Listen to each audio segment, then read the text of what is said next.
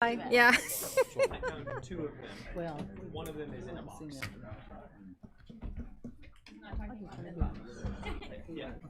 Julie was home. Call the owner of that Rick system. climbed in It's bed and found her. antiquated. She had gone to the doctor. They said she had the Out flu. of right for it. Then she went. Well, we'll see. Yeah. You never know. So we found two of them.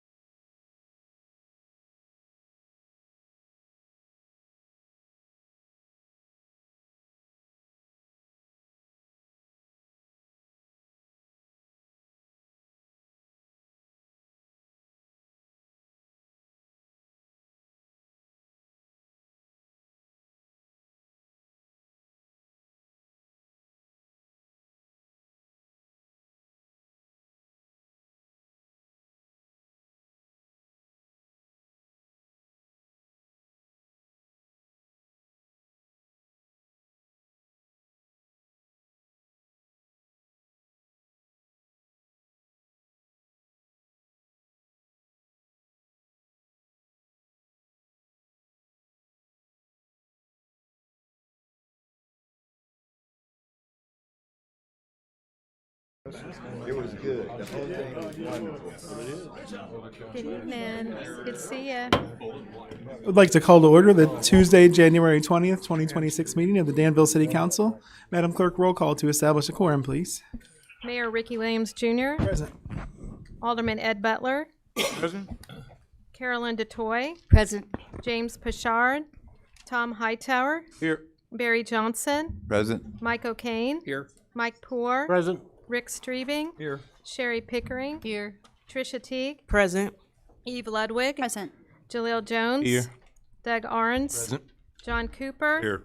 13 present. 13 present. Please let the record reflect that Alderman Pashard is actually out ill this evening. At this time, we will have the invocation led by Alderman Barry Johnson, followed by the Pledge of Allegiance led by Alderman Jones. Please rise.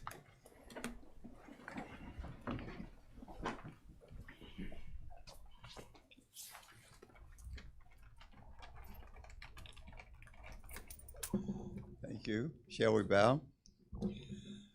God, our Father, our Creator, and our Deliverer, Yes, Lord. in whom we live and move and have our being. Today we come to you with joyful hearts and abundant gratitude. We ask that you look inside our hearts and examine our very beings to determine and magnify the degree of humility that resides within us all. For we know, Father, that if we humble ourselves in your sight, we Yes, will Lord. be lifted up. Please teach us how to strengthen those qualities that will allow the stature and maturity of our humility to be in line with your instructions. Yes, Lord. Father, teach us how to help every aspect of our love for you and our love for one another Yes, Lord. continue to grow as you would have it to be. Yes.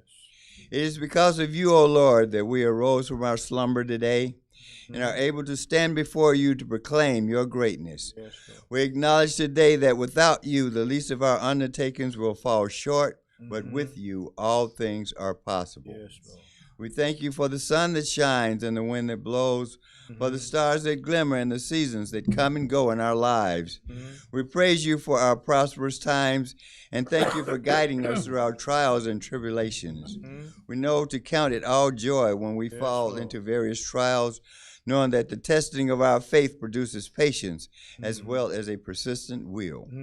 We ask that you strengthen our faith and let it grow by leaps and bounds. Yes. Father, we ask a special prayer for the City Council of Danville, Illinois. Yes, Lord. We stand before you at this time to petition you for strength, wisdom, spiritual fortitude, courage, and understanding as we collectively endeavor to make prudent decisions for the well-being of this city and for all of its citizens. Yes, Lord. We gracefully plead with you, Father, to allow us to hold steadfast as we encounter adversities that will seem to place this city in seemingly uncomfortable situations. Please give us a calm resolve while we strive to find effective solutions to difficult circumstances which occur from time to time with our businesses, patrons, residents, and other entities which may go awry in spite of our deliberate and well-constructed intentions. Yes. Help us find solutions, Father, that will place this city at the forefront of peace and prosperity. Yes, Lord. More importantly, Father, allow us to bring to fruition positive measures that will be pleasing and acceptable in your sight. Yes.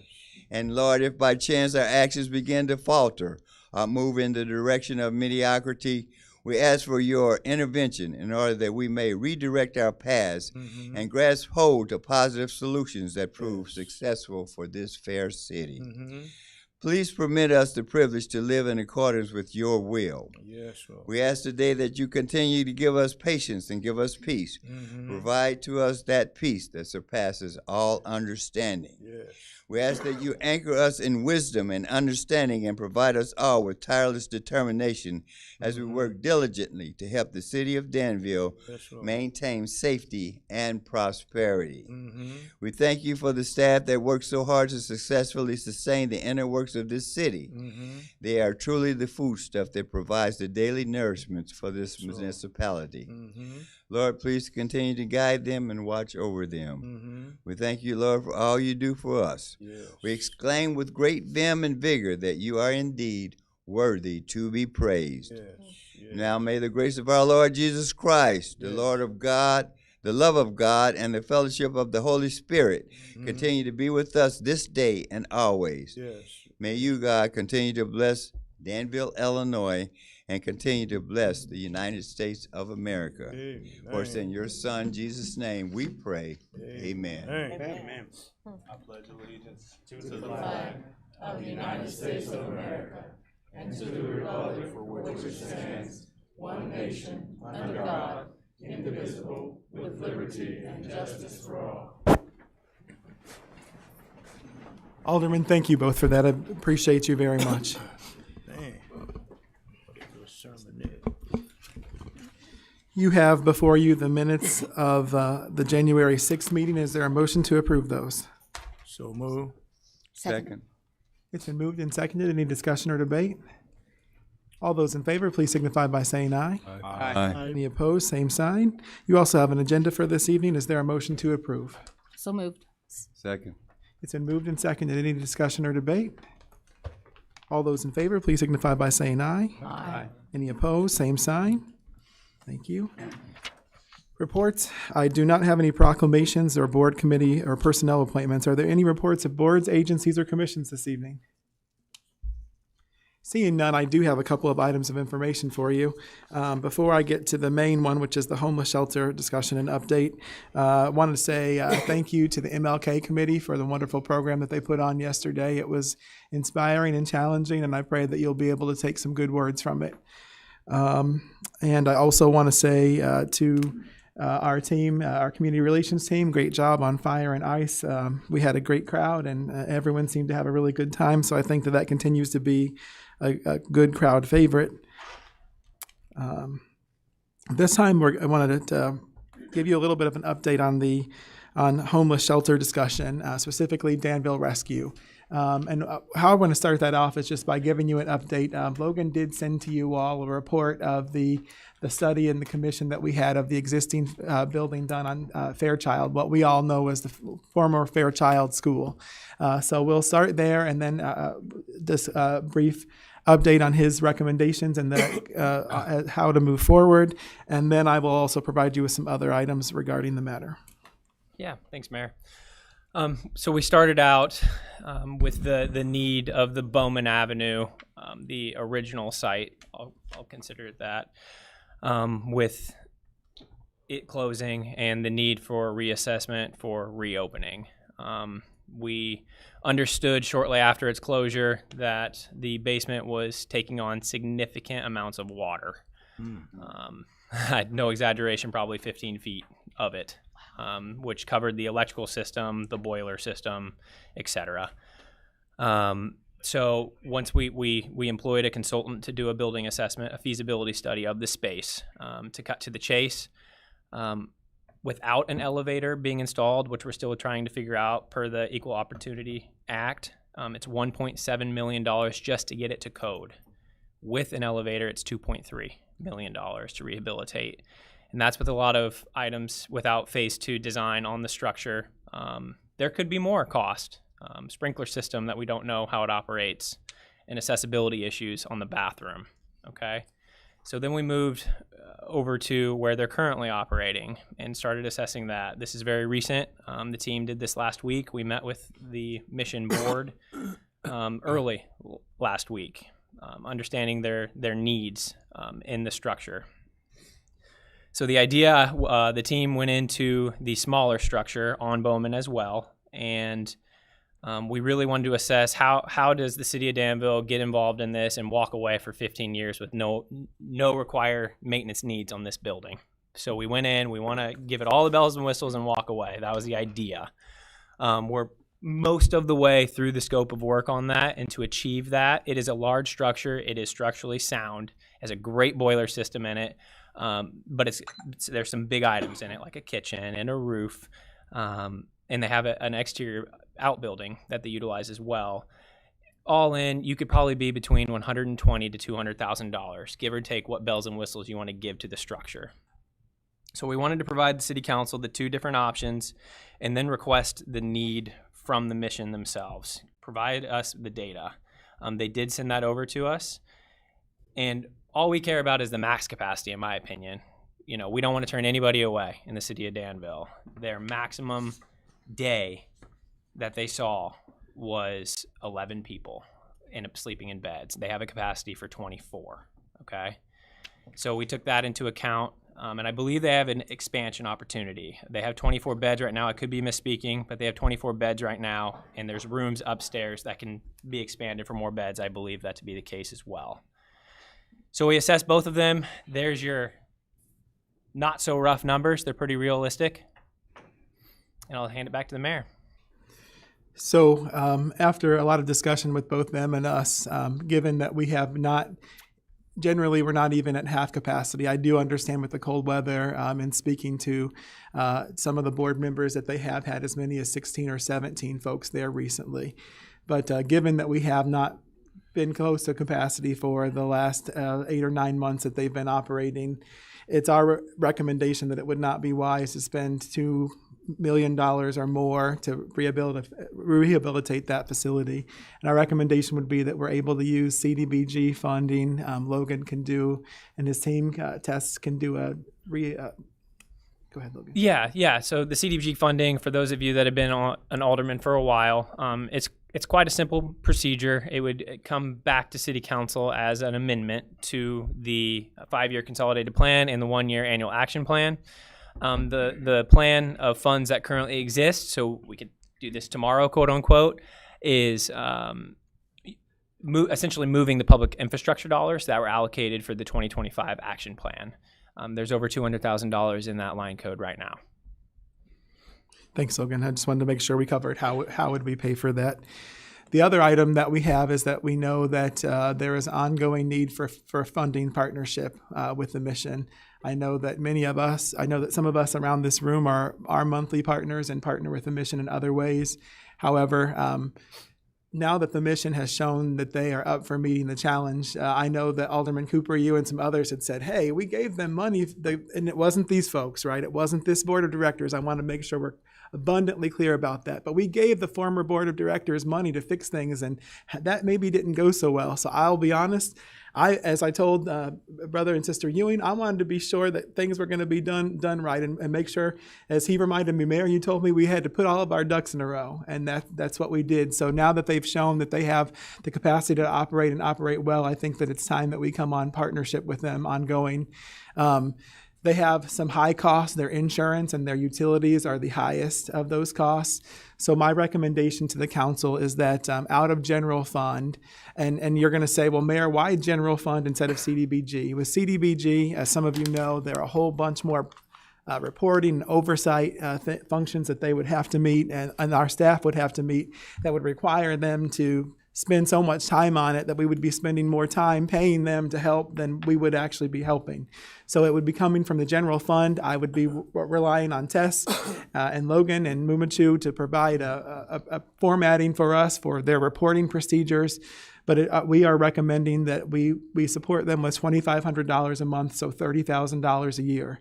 That would largely help. That would help them with a lot of their insurance and also a little bit of their utilities. And our hope is that then that would allow them to use their money on other operational expenses to start building a nest egg. If we give them a building that's set up and shouldn't need any work for 15 or 20 years, that they can then start putting money aside for two things. Number one, so that they can have some money to maintain the building as they move forward, maintenance plans and things like that, but also then to eventually hire staff to run programs at the shelter as well. So that is the recommendation that we're working towards to bring to you.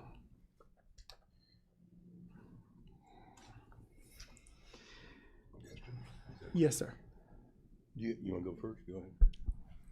Is 16, 17, is that a realistic number?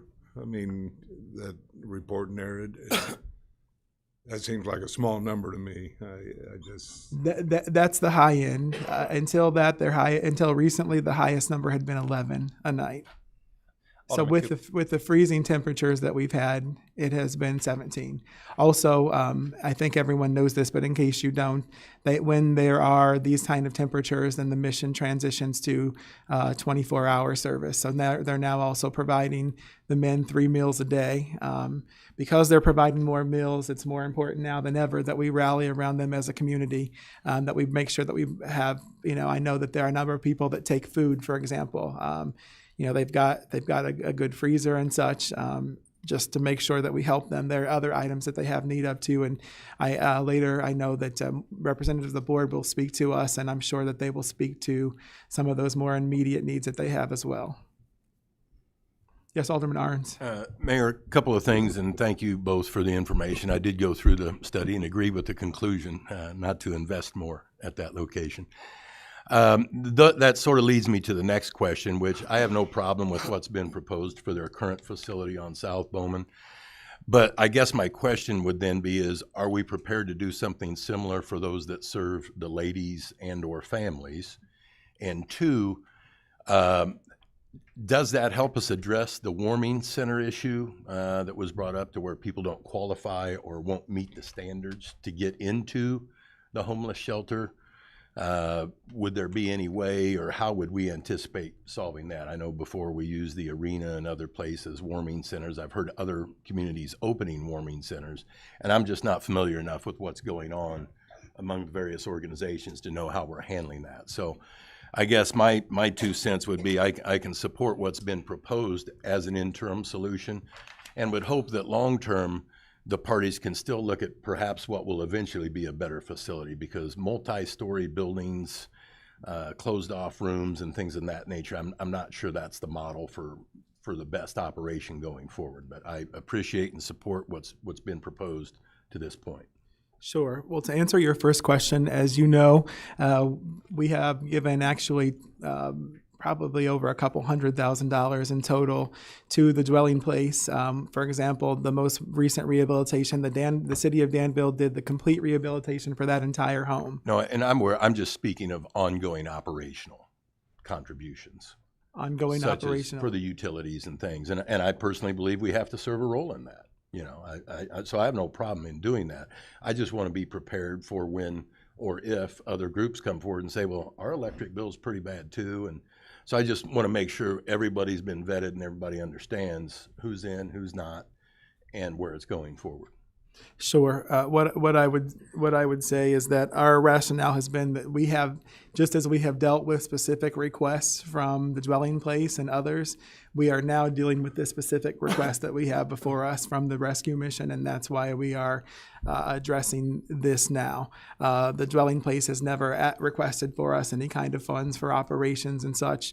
And I would also say, because I think we've given them close to $200,000 in grant money already, that a lot of the other organizations, particularly this one, have a lot of catching up to do before they will see the kind of investment that we've already made in those other organizations. And also, you may recall when with the city, we also did provide funding to the YFRC and others for different repairs and such that were needed at that center as well.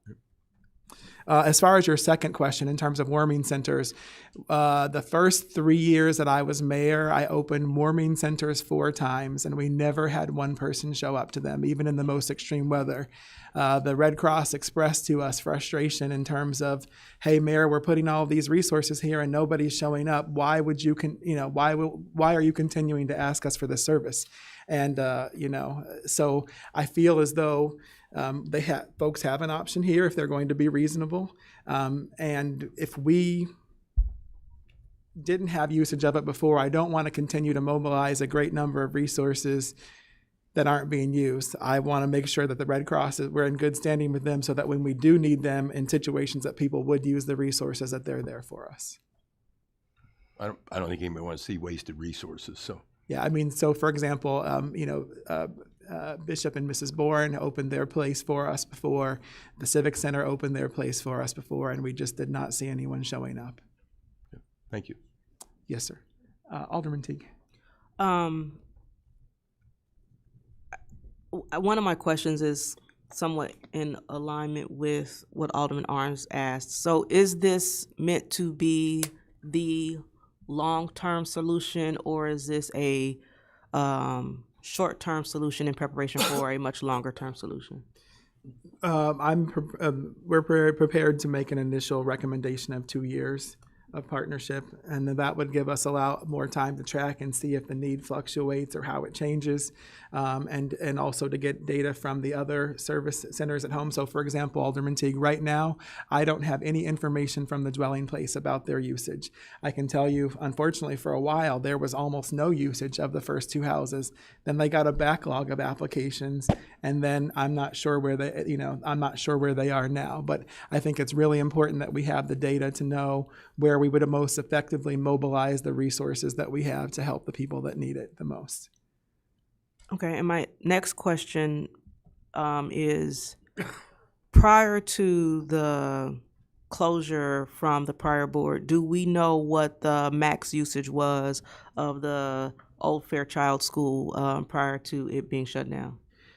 So speaking to Director Velasquez, who was one of the last directors there, they were usually averaging between 12 to 50, maybe 20, There were some extreme times. I don't remember a couple years ago when we had a really extreme temperatures.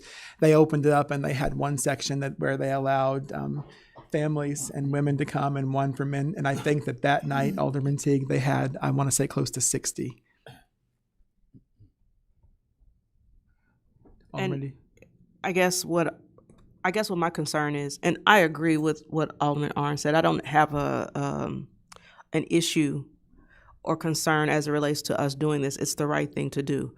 My concern is just based on some of the conversations I've had with them, as well as what data suggests, that the issue with homelessness is becoming a bigger problem than it's ever been before. And I'm just wondering, will we eventually meet max capacity very quickly and then run out of space? So I am all for what we're planning to do. My bigger concern is that once they do reach max capacity, what happens then? My understanding, Alderman Teague, is that unless things change substantially, that even based on previous history from prior operations at the original mission and this one, that the numbers were never that high. And they have additional capacity, I believe, of at least 10 to 12 more slots. So you're looking at nearly 40 slots, and we have not met even half of that yet. So I think No, yes, I understand that, but I also know the data that we heard just yesterday, right? That homelessness has increased by over 100% in the last year.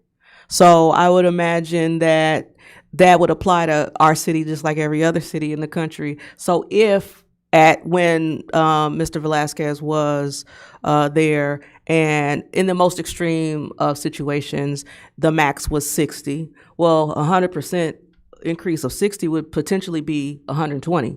Now, I don't know. Obviously, they don't have the capacity for that. They don't even have the capacity for 60. So we're saying if their capacity is, what you said, I think 25 to 30-ish or something right now. 24? Yeah, I imagine that we could potentially reach capacity quickly. And I would say that in the next 2 years, sooner than the next 2 years, there might be a concern. That's why I'm asking the question about long-term versus short-term. Mayor, Sure. if I may, Yes, something absolutely. really cool about this location that I kind of did think about that, Alderman Teague. We will have a triggering mechanism whenever there is overflow. With this recommendation of rehabilitating I'll call it the office building right now. If it starts overflowing, they can utilize that space. It is heated and cooled, and we will ensure. So there will be a triggering mechanism that we can maintain the influx of homelessness at that point, and then option out of it. So there is comfort knowing that as well. I would just love to see some sort of contingency plan for, let's say we get to 30 and we're at 30 on a regular basis, and that 30 could happen in 12 months, right? Just to be able to say, and then when that happens, then this is the next step beyond that. And we'll also put together, Alderman, their actual capacity because of the not using of the upstairs and the outbuilding, they are not. We'll get that number as well. Okay, thank you. You're welcome. Alderman, anything else? All right, thank you very much. That concludes my report. Madam Clerk, do we have any petitions, communications, or audience comments? We do. When I call your name, please come to the podium. You'll have 3 minutes to speak. I've got Patrick Halloran regarding Chris Transportation.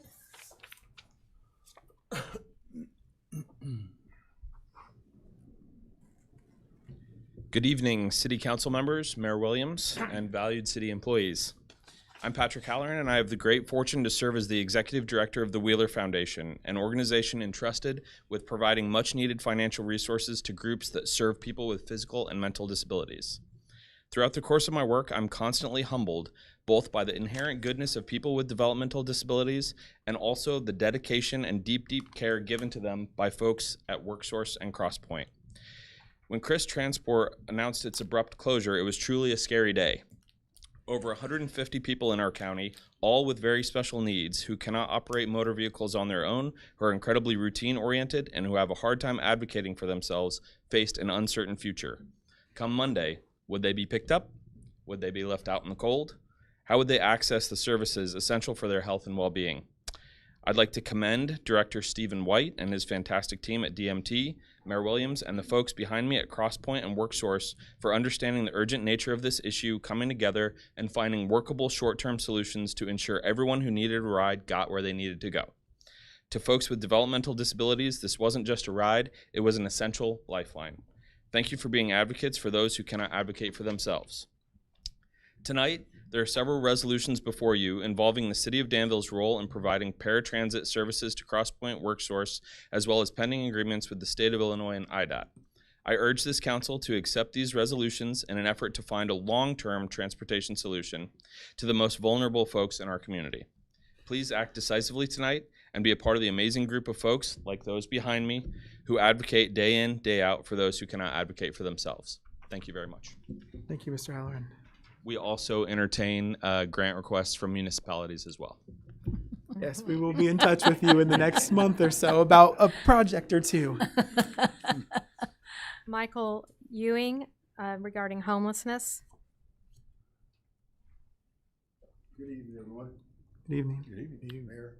I thought long about what I would say tonight. I thought about writing a speech, but we don't need a speech. We speak from the heart. We need y'all to do the right thing. We need y'all to vote yes. We've done our part. My daddy always said, you got to walk the walk that you talk. And we've done that. We're not perfect, but we've kept the doors open. March 31st will be a year, and we haven't missed a beat.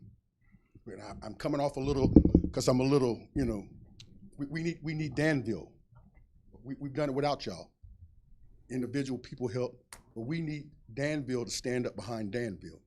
We always talk about homelessness and blah, blah, blah, but we go back to our own homes and all of that. I go down there twice a day, every day, and I see these guys every day. Yeah, they got drug problems, they got alcohol problems, they got problems, but can we be part of the solution? That's what we want. We need help. We've got plans, we got, with the big building, if you come down the road, we want to try to get some grants, blah, blah, blah, but for the right now future, for today, we need help to modernize our new house over there. We got some issues. We want to be able to give showers so they don't have to catch a bus. Thank God the city gives us bus passes. They can catch the bus down to the dwelling place, but we can offset the days that the dwelling place don't give showers. We can give showers. We've got work in the works with, what's the lady name that does the ramps? We've got that in the works, possible making a wheelchair accessible. We've had to turn away a guy in a wheelchair. Come on, y'all. We're Danville. I'm a Viking. I graduated in '86. Danville. I moved back here from Midland, Texas. I'm glad to be Danville. But when you see the need that we have to give, it's blessed to give than it is to receive, y'all. Amen. It's more. That's how you receive more, is if you give more. So our fate is in y'all hands. So after all of this is said and done, vote yes, and we'll be good stewards. We're not gonna drop the ball. We haven't dropped the ball in over 12 months. Because it's God-led. It's not about us. It's not about me. I don't want nothing out of it. I'm good. I'm a disabled veteran. I'm okay. But I know there's some guys out there like me that fell on hard times that need some help to get up out of the mud. And we need you guys to help us help them get out the mud so they can become tax-paying citizens again. So they don't stay down in the mud. All right, that's all I got. Thank you. Thank you, Mr. Ewing. Deanne Ryan regarding homelessness.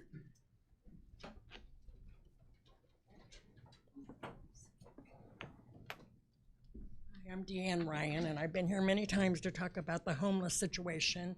And I hope I'm not the only one here that's lulled into a sense of everything's okay, because it is not okay. When we talk about the men's shelter out on Bowman, and I know the history of that, and that's not nearly enough. When we talk about capacity, there's a reason people don't go places. They don't go to warming centers. And we owe it to them to find out why. I've worked with homeless for a long time in many agencies and many departments, many different, and there are women who can't leave their abusive husbands because there's nowhere for them and their children to go. They don't have room at the inn at the YFRC. There are homeless people that come into the dwelling place, and I think an in-depth conversation with the dwelling place needs to take place, and surveys on what the people are there for. I have met older 65-year-old women who can't get into affordable housing, and they're homeless. You know, I have met women who have children who are living in a van out at Village Mall, and I think they're still out there. I saw their van last night. I saw a man walking down Vermillion Street with his little girl running behind him, and he had a suitcase and a backpack. They can't go out to the shelter on in Bowman. You know, there's no availability except for what the Y has, and I'd like to do an analysis of their turnaways every night, because we send people there from the dwelling place in the morning, and they have to go and ask if there's a room, and many times there's a waiting list. Where do they go? We have no place for men who have children, who are raising their children, to go with their children. You know, I'm just saying all of the data and everything we're talking about is anecdotal. There's no facts to back anything up. And I think that we deserve, as a community, we need to do an in-depth data analysis to look at what the scope of our problem is, because I'm not at all assured that people aren't going to be out in the cold, and they aren't already out in the cold, families and children. And so I applaud the little bit of money that's going to go out to the Bowman, and I think that, you know, there needs to be a way to get more people to use that facility. When I volunteered out there, when it was women and children, it was full all the time. You know, we had people sleeping on the couches. Why is it not full now? You know, there's reasons for this. We can't just assume that people don't want shelter. And as far as warming shelters, I've looked at other cities that have warming shelters, and they are full. If they aren't using them here, there's a reason for it. So. Thank you, Mrs. Ryan. Okay. Kay Orrington.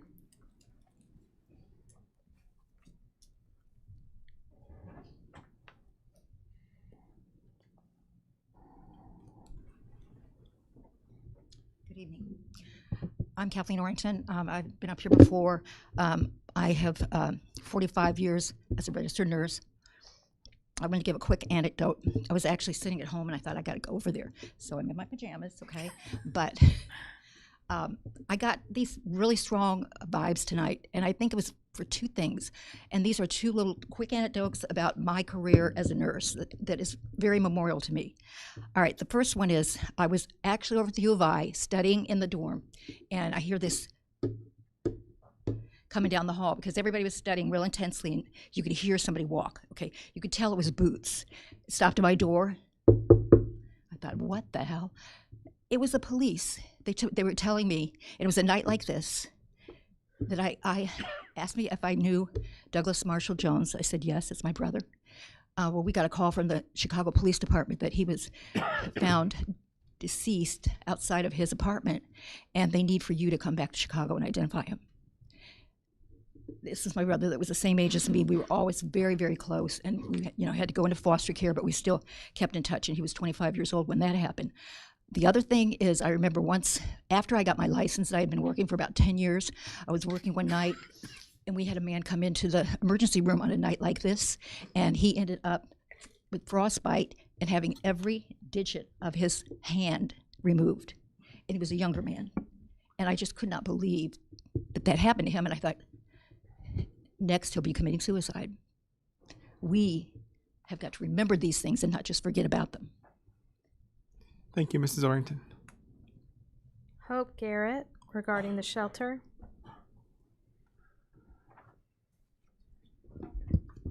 Good evening. First of all, thank you for giving the community an opportunity to speak to you guys at each of these meetings. I haven't been to nearly enough of them, and I'm going to fix that. If you don't know me, Tiny Homes of Vermilion County, if you've heard of it, that's my crazy brainchild. And so I'm speaking tonight because I wanted to back up a couple of things that some folks already said. So also, my apologies for not getting my yellow card in earlier. I really didn't plan to speak. I wanted to agree with Deanne. We know the homeless are out there. I actually literally just received a report today. You saw it too. I don't know. I know it came from Crosspoint. I don't know who put the data together, but there's probably closer to 100, at least, homeless people in our community that individuals have interacted with and made records. So we know they're out there. So then it begs the question, why are they not going to the places that we have available? And I can tell you right now, it is not because Minister Ewing has not done everything imaginable. Meeting him is one of the best things to come out of tiny homes for me. This man is doing the work. Deanne has been advocating for years. They are doing the work. I'm new, but I'm also going to try to do the work. So I think we do desperately need to understand why. I don't know how you get that information, but I think it matters. And if I can help get it, I mean, if that means going out and talking to folks, and we got these little forms today that you can fill out when you have a contact so we can try and start gathering this information. I agree wholeheartedly. We need to understand why. And again, I know with the current house shelter, there's some concerns about privacy and everybody's kind of in one area. And whereas the larger building was, larger, so people could spread out a bit. I don't know how it was run. I've literally never set foot in it. I've been in this shelter, in this house. What they have managed to do with it is nothing short of amazing, especially on the limited resources. And Minister Ewan and I are going to be working together. I wholeheartedly believe that the different things that you hear going on with my program and what he's doing, I think we're all stops along a journey. He's dealing with acute, I need somewhere to sleep right now because it's freezing. I want to deal with how do we get them from that to what you and I would consider traditional housing. So my tiny homes are going to be affordable. They're going to put aside money so that these people are building financial stability. And then eventually we're going to get these people to your standard apartment or house or, cost affordable living. And that's just what I wanted to let you guys know, what I'm doing, what I think these guys have already done that's amazing, and the piece I want to play. Thank you. Beep, beep, beep. Thank you, Mrs. Garrett. And just for the council, so you'll know, we have had conversations to work towards identifying sites with Mrs. Garrett, potential sites. Catherine Ewing. Good evening, y'all. As you know, I'm the secretary of Danville Rescue. I just wanted to inform the young lady that stated that there's no, men with children. Well, we do have rooms upstairs for men and children, and also for transgender also, so they have somewhere safe to stay, So, but I just wanted to give you an update of how we're doing. Yes, it's starting to grow. We're starting to see, but also we have zero tolerance. Like, we want to make sure that everybody is safe, everybody. And we also want to make sure they get fed, and then we see change in them. Our regulars, we do. We have housed 3 of them, help them get into homes to get in the housing authority. We also help them get their IDs. We got that ball rolling. But we're helping each and every one, and we're getting to know each and every one. We do have regulars, but we're starting to see a change in them because when they first came in, they were rough. And I know my husband, he's the president, but he deals with them a lot. I deal with them financially. You know, I help pay the bills and stuff like that to keep it flowing. But when we first started, we only started it being just regular board members. But like I said, when the ball dropped in our hands, we didn't drop it because we knew that they needed us, you know, somebody to believe in them and somebody to help them. So when we said, okay, and I heard this loud and clear, you know, step out on faith. I know the Lord was talking to me, and I was talking to him, step out on faith. So we did. We ended up opening it. March would be a whole year. We opened it March 30th. And finding insurance was the hardest. You know, we had to pay a large down payment. It was close to like $8,000 we had to pay down. So just imagine that, $8,000 just to open up, not having to. Then every month for a year has been $2,585.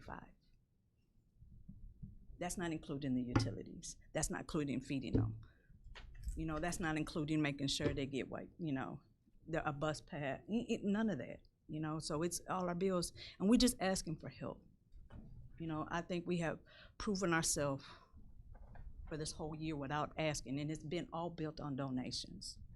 You know, people, because it's hard to go day by month to see who's gonna donate and who's not. Because it could be sometimes when we don't have no donations. And we're like, okay, where are we gonna get this money from? How are we gonna be able to, you know, so that they don't have to go back out on the street. They just know that there's somewhere they can go. Thank you, Mrs. Ewing. That's all I have, Mayor. Thank you. Anyone else wish to address the council this evening? All right, thank you. We do not have any zoning petitions this evening. Actually, before we move on, I just want to say a huge thank you to all of the board of the Danville Rescue, and particularly Mr. and Mrs. Ewing, who have been in it from the beginning. They've had a lot of people come and go and give up on them, but they have never given up on the men, and they've never given up on this community. And so I just want to say thank you again for everything that you did. And I remember I told y'all, if you proved it, you showed yourselves that you were going to do it, that we would come and help. And we're doing that. I think I've shown you personally. Now I want to make sure we show you professionally as a community. So God bless you, and thank you again for everything. We can't thank you enough.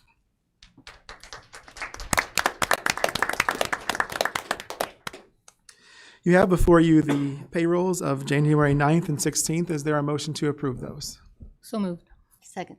It's been moved and seconded. Any discussion or debate? Seeing none, roll call, please.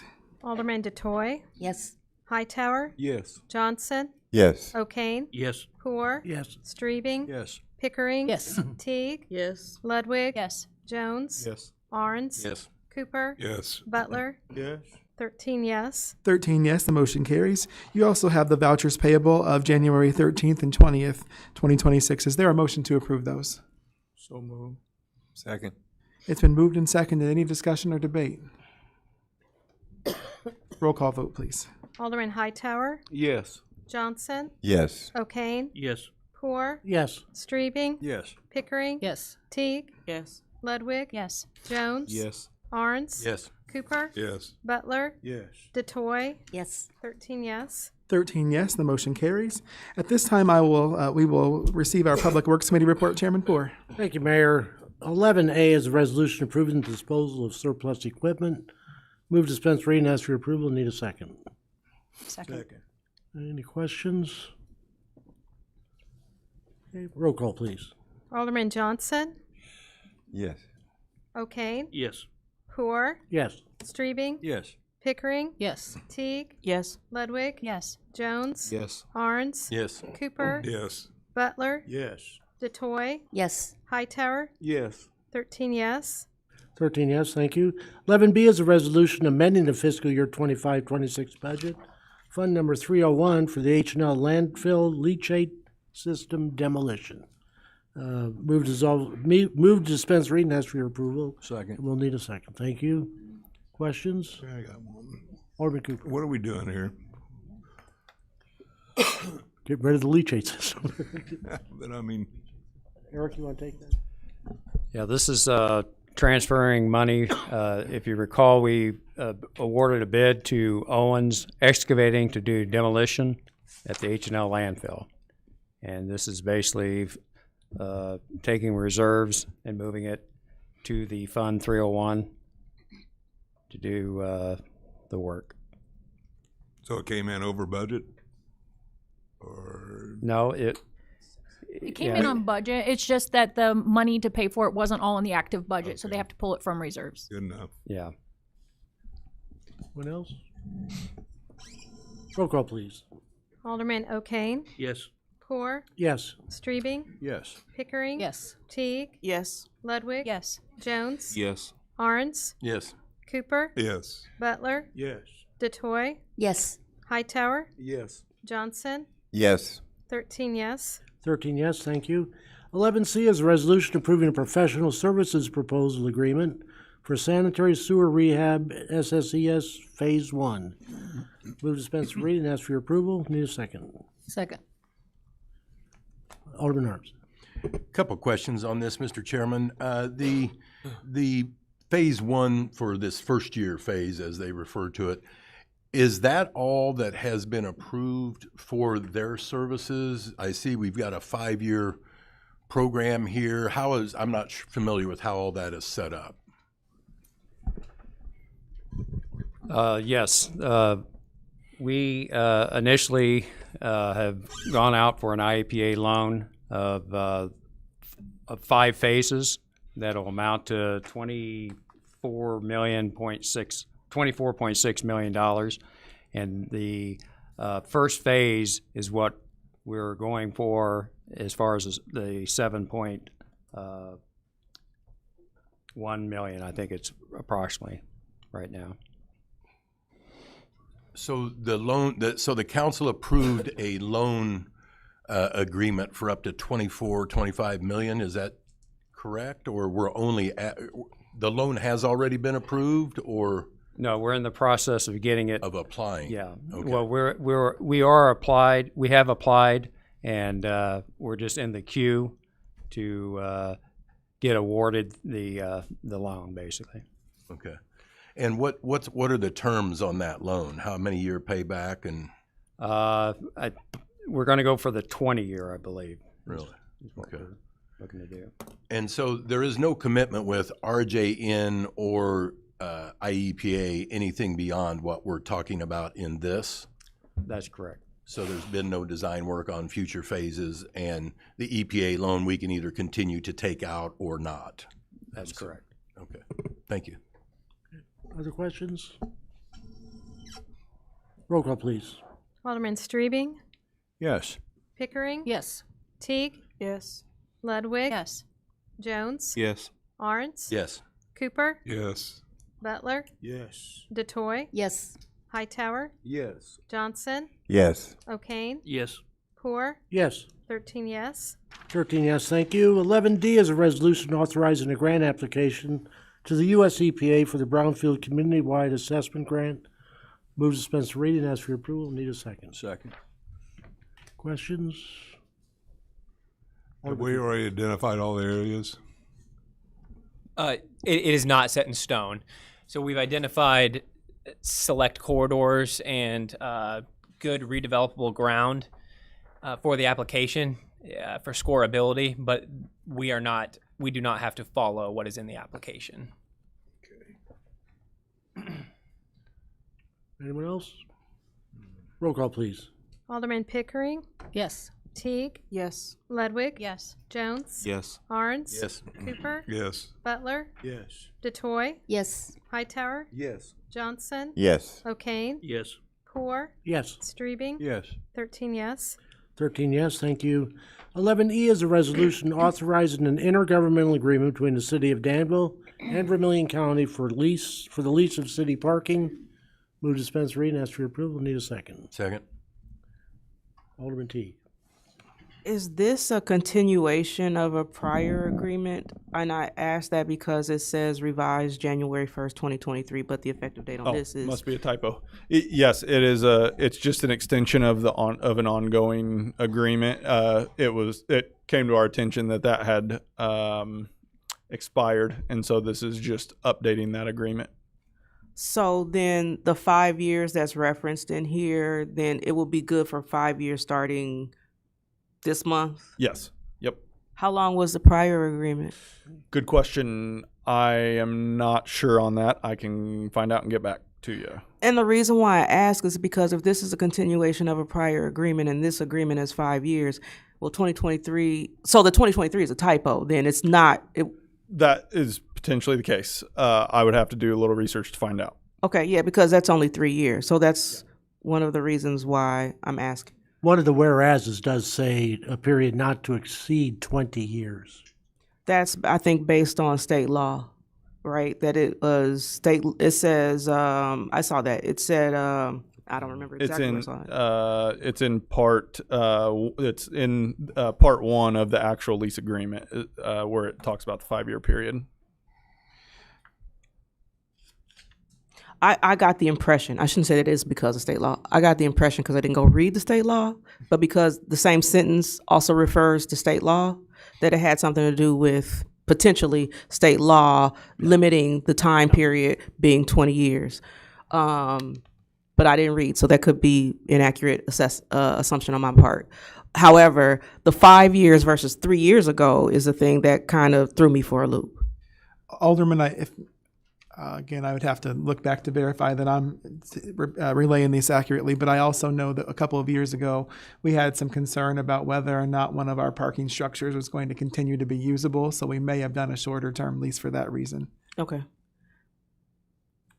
And then I'm assuming then nothing else changed, like no pricing change or anything else? No, no pricing change. Okay. Correct. Thank you. Anyone else? Roll call, please. Alderman Teague, Yes. Ledwig, Yes. Jones, Yes. Arns, Yes. Cooper, Yes. Butler, Yes. DeToy, Yes. Hightower, Yes. Johnson, Yes. O'Kane, Yes. Poor, Yes. Streebing, Yes. Pickering, Yes. 13 yes. 13 yes. Thank you very much. 11F, resolution appropriating MFT funds for the maintenance of streets. Move to dispense read and ask for your approval. Second. Question. Alderman Arms. Just a status update on another roadway, Boiling Springs, on the west side of Vermillion. I know there's a project out there somewhere. Is that still on a schedule, and where are we at on that? If you want to give up. Yeah, we're completing design on that and still expect that to go out to bid but before the end of fiscal year still. Great. Yep. Okay. And the other question was, there is Cape Seal in Danville West on Park Haven. Does that assume that the median has been removed from the middle? Yes, it does. That's part of that project. Great. Thank you. That's one of those things, Alderman, that people have, I mean, when I was an alderman, I remember people. Prior to that, we actually wanted to remove it, and they didn't, believe it or not. I remember that. Once the trees were gone. Yeah, right. I think once the ash blower got the trees, Alderman, they were finally Changed that. changed their minds, yes. Talking about Bowling Spring roads, I can remember I last asked about a year ago. They were right in the process of getting started on it, and it was going to be too much, and the budget was going to be over, so they held it over to this year. So It's a difficult project, Yes, and yes. they're anxious, as you can imagine. Oh, yeah. The other problem, Chairman, as you'll probably recall, is we had easement issues too. Yes. So yes, thankfully yes, that not a problem. we've been able to resolve those. I had a lot of questions from out there, believe me. Okay, anyone else? I was just going to give you a quick update. One thing that changed on the map for Cape Seal is Virginia came off and Delaware got added. The day after our meeting, we talked to Aqua, and they've got a water main improvement plan, so we're just swapping roads there. All the roads in this area are really in the queue for this type of treatment, so we're just switching a road over so we can be more coordinated with the water main efforts, and then we'll come in after those to Cape Seal that road in 2027. Alderman T. Does this mean that they're going to be, remind me of the Cape Seal procedures as it relates to what actually is being put down on surface? Is this going to include rocks and is it chip and whatever? Yeah. Basically, the Cape Seal is a two-part system. You have an oil and chip, which you seal on our normal seal coat roads, and then you have a microsurface over that to improve the long-term sealing, and it's a better wearing surface long-term. So it's a two-part treatment.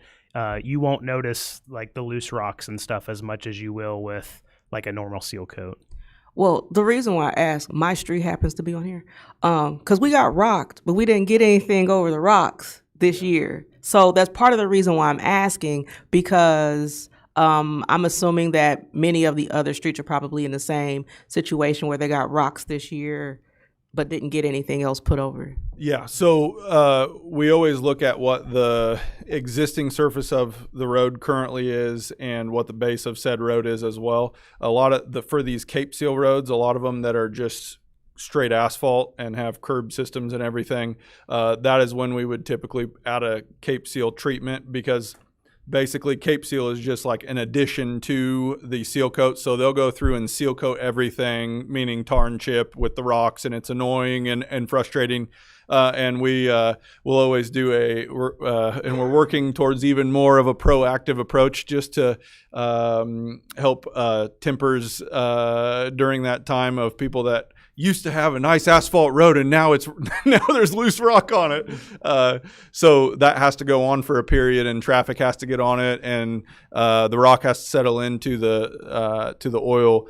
And once that gets settled in, then they come in and do a Cape Seal layer over the top. But that only happens on roads that are, typically an asphalt road with curb and gutter and everything. But if a road was already a seal coat surface, it would just be a resurface of that. And most of the time, the city internally goes through and will put in those asphalt wedges, and that is strictly just to help with rideability and filling in low spots and getting rid of the dips and getting water off the road. And that way it prolongs the life of the road. And so I guess that's the difference between the two treatments. Okay. Thank you. Seeing no other questions, roll call, please.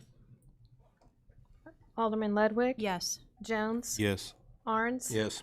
Cooper? Yes. Butler? Yes. DeToy? Yes. Hightower? Yes. Johnson? Yes. O'Kane? Yes. Poor? Yes. Streebing? Yes. Pickering? Yes. Teague? Yes. 13 yes. 13 yes, thank you. 11G is a resolution authorizing application to the U.S. EDA's Disaster Supplemental Grant Program. Move suspense reading, ask for your approval. Need a second. Second. Questions? Okay, roll call, please. Alderman Jones? Yes. Arns? Yes. Cooper? Yes. Butler? Yes. DeToy? Yes. Hightower? Yes. Johnson? Yes. O'Kane? Yes. Poor? Yes. Streebing? Yes. Pickering? Yes. Teague? Yes. Ludwig? Yes. 13 yes. 13 yes, thank you.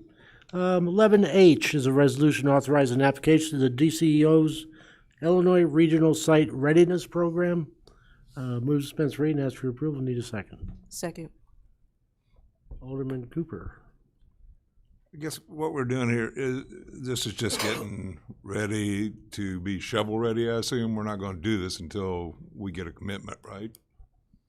Or No. are we? If lost on it. if awarded the grant funds, the intent is to proceed with the construction of the sanitary sewer line.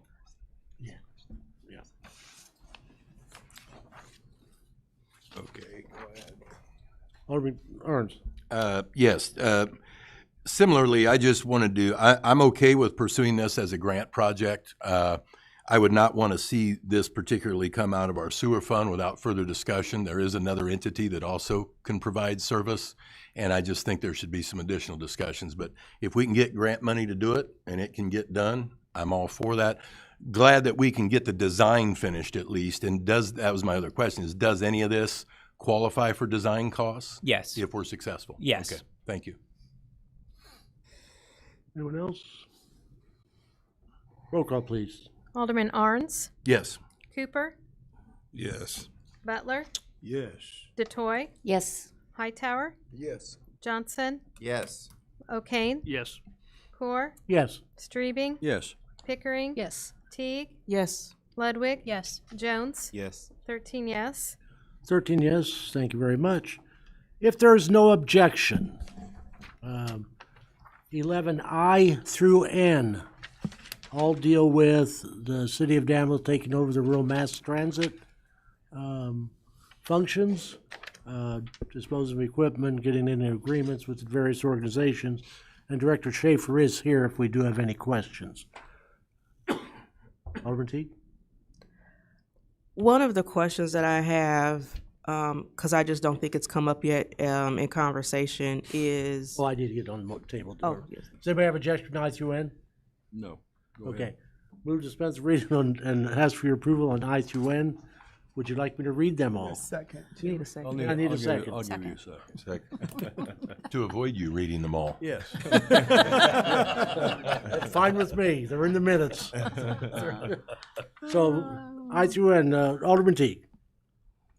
One of the questions that I have, because I don't believe it's come up yet, is whether or not we need to take on additional administrative staff to take on this operation, and not just in general, but the one that also, so it is a general question, but also specifically for 11L, which is about us being a Medicaid provider. Because typically I know that Medicaid requires a lot more administration than most other things. So I'm also curious to know, as it relates to us being a Medicaid provider, does it also require any other additional training or education or whatever for our staff or potential new staff if we do need new staff in general?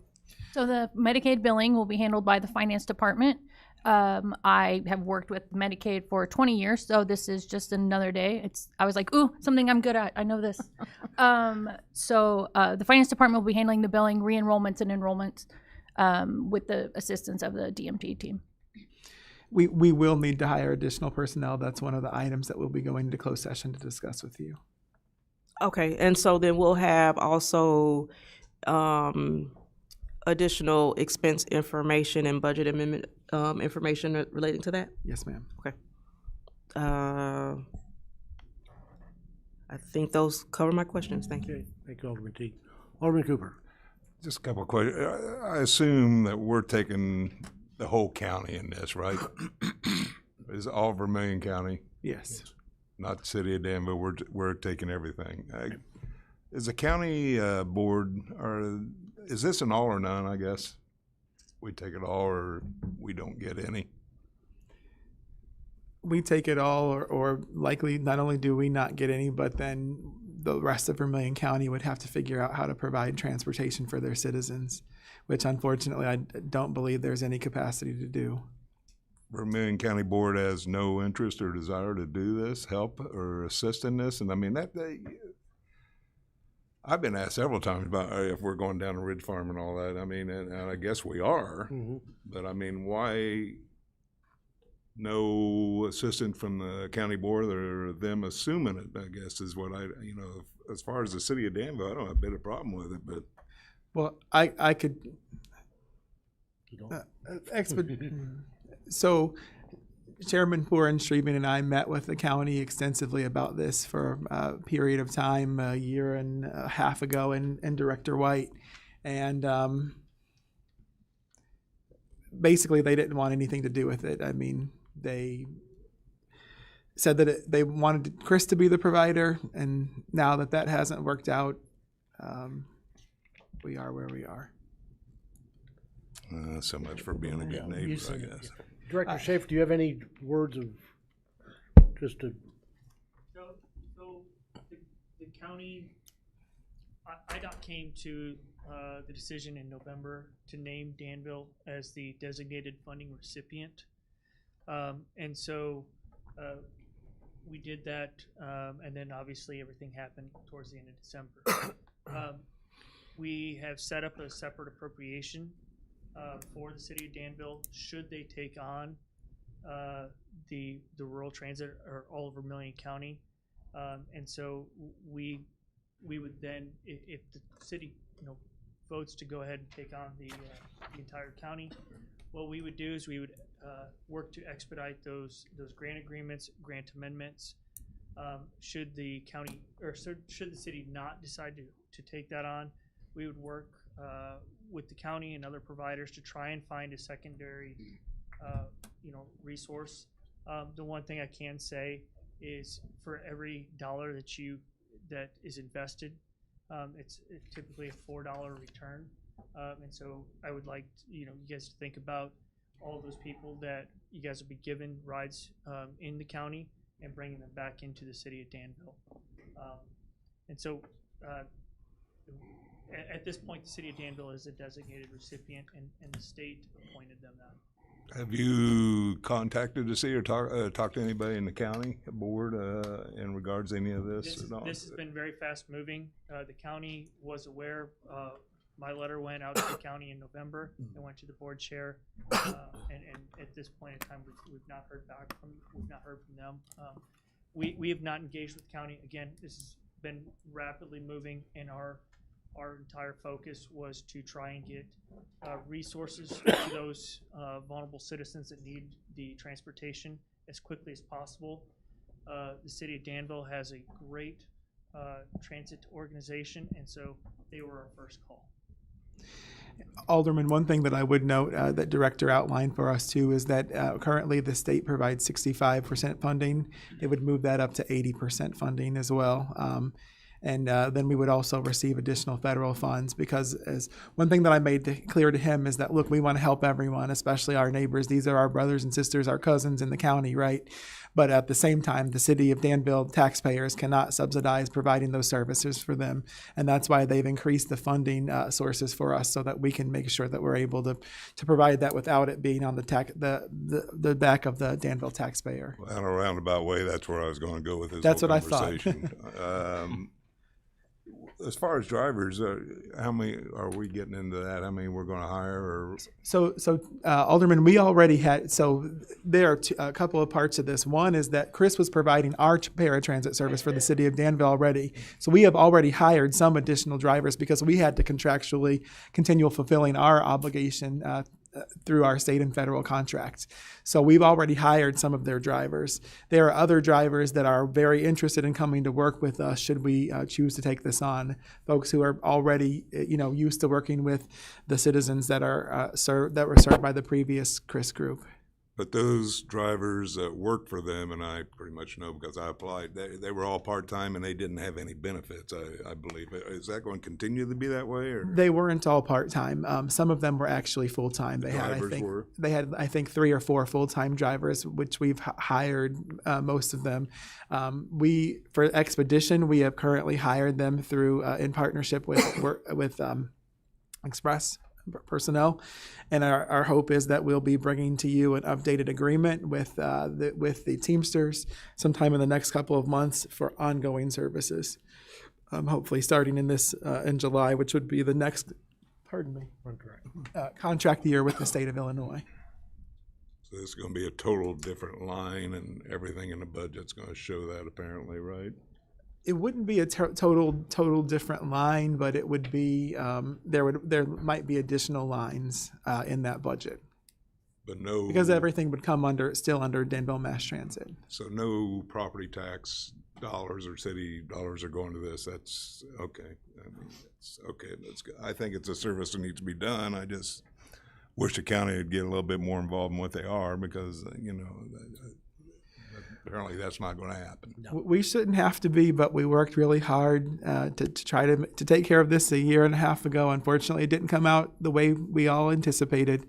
But I think the bottom line is to make sure that the needs of our citizens in Vermilion County are met. I don't know how we can not step up. And if, God forbid, let's say it comes and things are not working the way we expect or hope, we could always revisit that, in a future.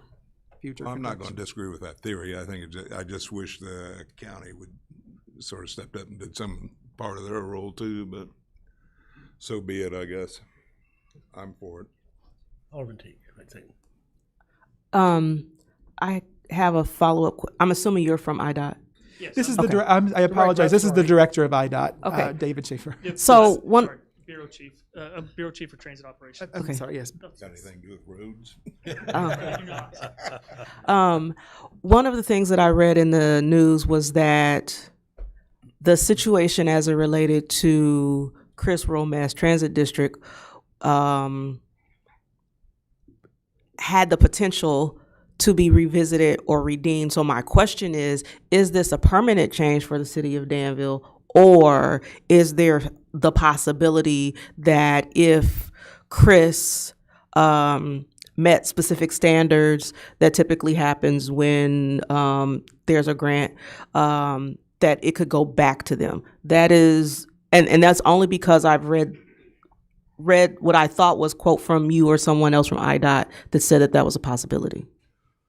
So the only thing I can comment on that is Chris has voted in their open meetings to start a dissolution process.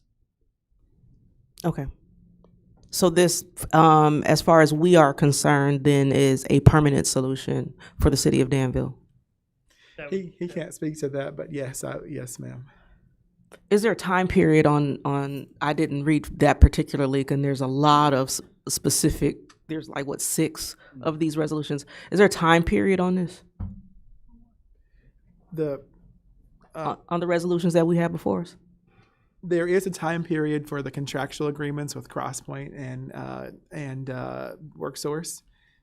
There is not a contractual agreement. It's just us agreeing to take over in that role. So then are you saying that they're open-ended and this is just an MOU, or are you saying that there's a time period for which this is set and then it gets revisited at some point at the end of that time period? Alderman, so the state has given us funding updates through the end of this fiscal year. They would then send us a new contract for the upcoming fiscal year, which would begin in July. Okay, thank you. Yes, ma'am. Alderman Arndt. Yes, a couple of mine have already been touched on, and I thank the IDOT and the director for bumping up to 80%. I thought that was excellent, and certainly we have the capacity and the capabilities, thanks to Mr. White, to take this on. So him and his team, we are thankful. We'll be negotiating with the county on other items in the future, and sometimes we're better at doing things, and sometimes perhaps someone else is, but we're good at this, and we have the resources. Similarly, one of my initial questions was, I'm not sure the language in the contract that requires us to put all of these employees into the bargaining unit. This is a service we've not provided before, and I don't know if and perhaps I should hold that for a closed session. Thank you, Mayor. The second thing is, going back to Alderman Teague's, is I'm assuming there is a termination clause that at some point in the future, if things aren't going well, or we determine that's not in our best interest, or we determine there's another party that we could go back to contracting our paratransit if we so chose. I just want to make sure we have that flexibility. Absolutely, and the next contract will come up before July. Yeah. Thank you. Yes, sir. And thanks to Mr. Director White and all the team. Alderman Butler. Yes, I just like to say, kind of agree with what Alderman Tigg was saying about, the employees to help. I know Director White is so kind that he took on this task, and I've seen him a number of times, driving the bus. And I'm sure that this is something different since we're starting early. I heard a comment about there's some people need to go to the doctor, pick them up about 4 o'clock in the morning to go a long distance. That he has an assistant. I don't know if that's going to take place, or if not, I believe in order for him to be sufficient, expending on his job, to take on his task just out of kindness, I think would be unfair, that he should have some help to take on his task as well. Director, the director has a proposal for us to consider. We'll review that here in closed session. Okay. I'm sorry. No, it's okay. I'm ahead. It's okay. Okay. Does anyone have any further questions for Borough Chief Schaefer? Thank you, sir. Thank you. Okay, see no more questions. Roll call, please, on 11I through N. Alderman Cooper, Yes. Butler, Yes. DeToy, Yes. Hightower, Yes. Johnson, Yes. O'Kane, Yes. Core, Yes. Strebing, Yes. Pickering, Yes. Teague, Yes. Ludwig, Yes. Jones, Yes. Arns, Yes. 13 yes. 13 yes, thank you. Any items, guys? Sorry. Yes, I do. Okay. My apologies. Wanted to announce as of January 26th, so next Monday, we will begin selling yard waste stickers. So let's prepare for better weather than it is right now. So. Yep. Anybody else? I do have one. Logan? This one specifically for Alderman O'Kane. I have good news. The bids are going to be let for the Fairchild and Vermilion brownfield remediation site. Really? And within the yes, you should be that posted within the next week or two. We're going to be working with the comptroller to get a bid number and get it out. Don't stop. All right, Mayor, I believe that concludes the report. Thank you. I just want to thank you again, Chief, for being here with us to answer questions. Thank you for all of your help that you're providing in helping us help our people. And most importantly, to our partners here locally. I mean, man, I just cannot thank them enough. Miss Diane and and our other folks at the partner agencies, just for everything that they have done to help us help our people. And I especially want to give another shout out to Director White and his team, and especially Janisha. That young lady used to work for Chris. She came to work for us some time ago, and the truth is she has been an angel among us for all the work that she's done. So, Director, just please on our behalf, thank her especially again. We want to acknowledge everything that she's done to help make this smooth. At this time, we will receive our thank you, Chairman. At this time, we'll receive our Public Services Committee report. Chairman Strebing. Well, it's been a while since we met. Almost a month, I think. We will meet here next Tuesday, 1/27 to 25 at 6 p.m. 126. At 6 p.m. Is it 26th? Okay, next Tuesday. That's all I've got. Anybody on the Public Service Committee have anything? All right, that concludes our report, sir. Thank you, Chairman.